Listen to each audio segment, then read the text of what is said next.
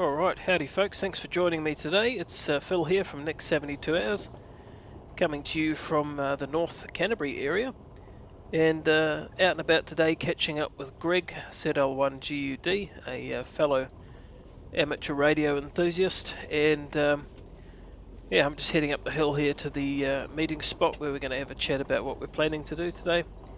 Greg and I are going to head out for our first ever POTA activation.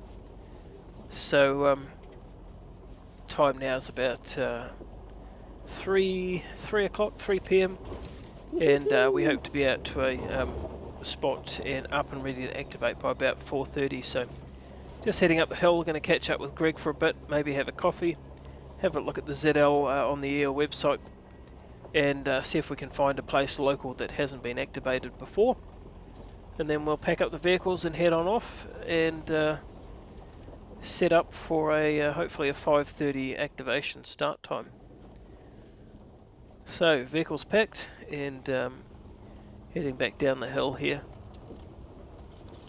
It's an absolutely stunning day in North Canterbury here in the South Island of New Zealand, roughly 23 degrees Celsius. Blue skies, as you can see there, absolutely gorgeous. The fields are looking green. It's been a really interesting summer this year, so this is a great way to unwind before having to go back to work on Monday. So just gonna head down the hill here, unlock the gates, and then we're going to head out on the road.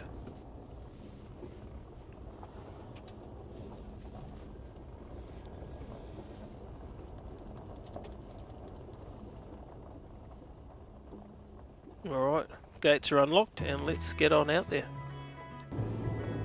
Perfectly acceptable for this vehicle to get down there. So the part we've chosen, it's about 15 minutes from Greg's house on the Okuku River. Here we are crossing the river bridge, and you can see the water under us there, and to the left and right of the bridge here at the end there are driveways, and you can head off into the park there. So we've taken the left side here,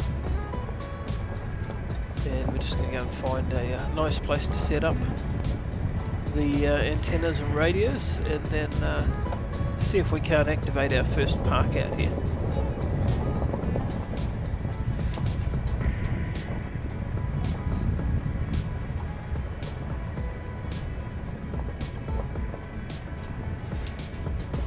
Yeah, it's pretty amazing stuff. This is actually you know, free public access to this sort of place.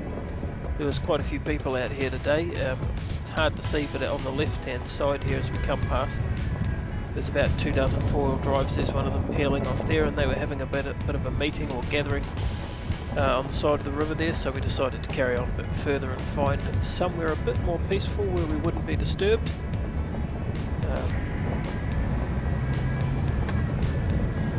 So I'm just holding back a bit because of all the dust that's flying up there.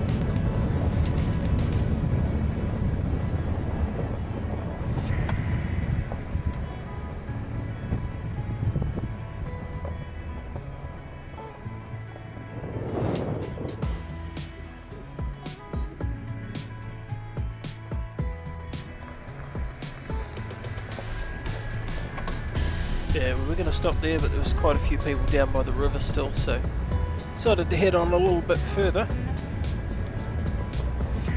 See if we can't find a more isolated spot to get those antennas up, out of the prying eyes of the public.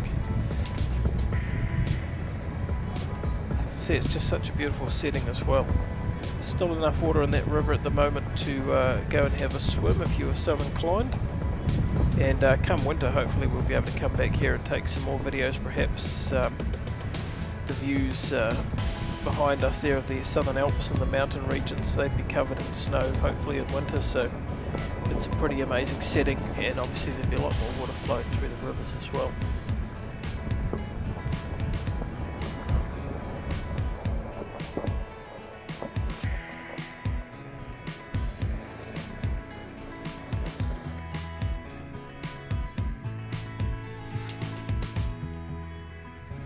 Alright, so we found a place to go there. Just going to turn around and head off down the track. Just put my vehicle into four-wheel drive. Just driving the Delica D5. It is a 4-wheel drive. It's only got regular road mud and snow tyres on it, so not particularly keen to get stuck in here, so I've put that into 4-wheel drive. Obviously Greg's vehicle, as you can see, is well and truly designed for the off-road, so we might look at getting some different tyres if we're going to do a bit more of this work as well. Something a bit more suited to this terrain, maybe halfway between a road tyre and a mud tyre. Oh, sorry, a mud tyre. And yeah, here we are. We've settled on a location.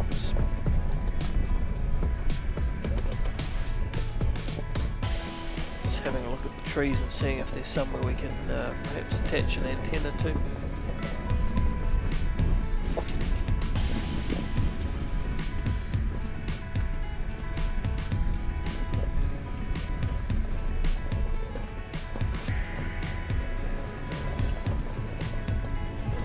This is it, so pretty gorgeous location. You can see how clear that water is. It's crystal clear, beautiful for a nice dip on a hot day. And there's the man of the hour himself. Alright, so here's a photo from the back of the vehicle. I've got the door open and I've just attached my NFET half wave to one of the loops on the back of the boot door there and flicked it off to one of those soda beam 6-metre poles. And here's a bit of video footage there. You can just see that water running away clearly. And there's Greg. He's using my radio, the G90 at the moment, and he's having a chat with ZL3RIK from Christchurch, about 60-65 Ks as the crow flies in the air. I can give you about 5, 6, 5, 7. Okay, there is a difference in aerial and power and that. You're actually, well, you're coming enough to fire me, so that's not too bad. Through. And then, okay, I'll leave you to carry on and enjoy yourself, and I'll wish you 73. You're oh, about thanks, to Rick. see You're here. number 11 for me, so 73s. All the best. Okie what was your call sign again? Call sign Zulu Lima 3, Papa Alpha Echo. Name is Phil, Papa Hotel India Lima. You might have seen me at the club a few times. Very much appreciated. Thanks for the contact, Rick. ZL3RIK, ZL3 Papa Alpha Echo, 73s. 73. Hey, good old Rick.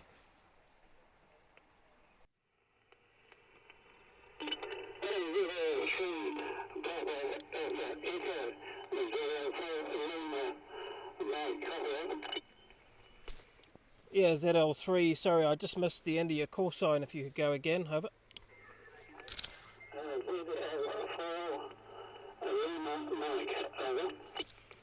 Zulu Lima 4, Lima Mike, this is ZL3 Papa Alpha Echo.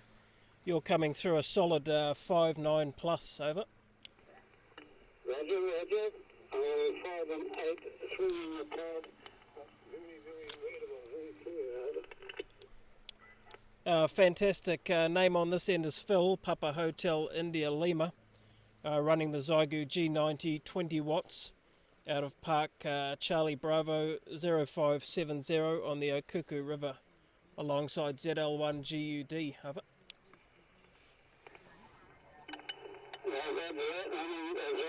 X610 in reply, sitting in Richmond, Nelson. Both radios operating perfectly, over.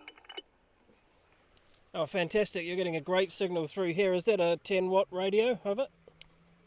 Roger, roger. It's a beautiful signal. Appreciate the contact, ZL4 Lima Mike, ZL3 Papa Alpha Echo. Thank you very much for the chase. Have a great day. Roger, the name this way is Lima, Yankee, November. Good luck with your quest, eh? Thanks very much, Lynn. Appreciate it. 73s. He called, 10 watts though. he called in to me. I had two strange ones. One was Lynn and one was blue. That's a pretty great signal for 10 watts. Alright, so that was it pretty much. We started off this activation with Greg being on 40 metres and myself on 80. Wasn't much happening on 80 metres, but Greg did manage to get us a minimum of 10. He might have got 12 or 14 activations.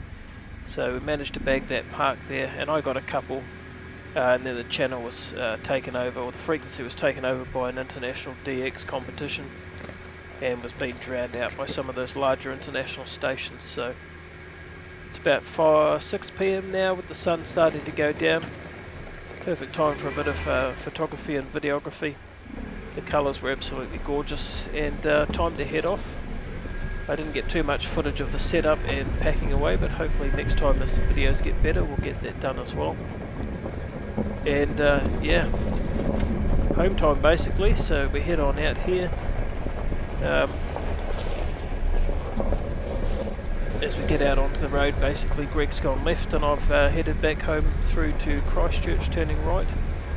And yeah, real fantastic day. Absolutely amazing to get out there and bag the first, or take part in the first POTA activation and spend time with another fellow ham or amateur radio enthusiast. Really great day. So a big thanks to Greg. Thanks very much to everyone that watched the video as well. If you wanted to leave any comments or questions, feel free to leave them behind, and happy to answer them. Hopefully in the next few videos we'll go over more of some of the gear that we're using, and some of the equipment, and some more videos of the setup and takedown, and hopefully more success in the future. So until the next time, keep safe out there. Thanks very much for watching, and 73